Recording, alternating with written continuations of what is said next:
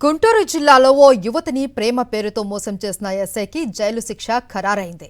SI రవితేజకు 10 ఏళ్లు jail శిక్ష విధిస్తూ జిల్లా అదనపు కోర్టు తీర్పు వెలువరించింది. నగరపాలెం ఎస్ఐగా ఉన్న సమయంలో యువతిని ప్రేమ పేరుతో మోసం చేశాడు ఎస్ఐ. ప్రస్తుతం అమృతలూరు ఎస్ఐగా రవితేజ విధులు నిర్వహిస్తున్నాడు.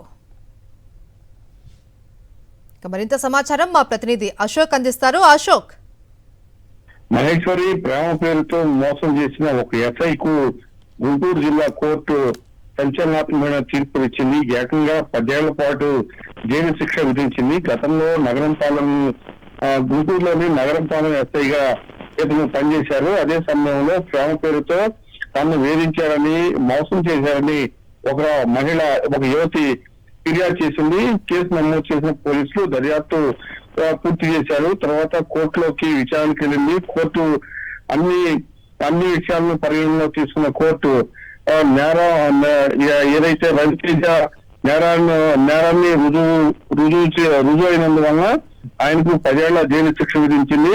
అయితే ఇప్పుడు ప్రస్తుతం బాపట్ల జిల్లా వేమూరు నియోజకవర్గంలోని అమృతలూరులో ఎస్ఐగా రవితేజ పనిచేస్తున్నారు. పూర్తిగా 10 ఏళ్ల పాటు జైలు శిక్ష విధించడంతో ఇప్పుడు అధికారులు ఇతన్ని రిమూవ్ చేస్తారా, సస్పెండ్ చేస్తారా అనేది చూడాల్సిన విషయం. గుంటూరు 4వ అదనపు కోర్టు అయితే రవితేజకు 10 ఏళ్లు జైలు శిక్ష ఖరారు చేసింది. Maheshwari. Right, thank you Ashok.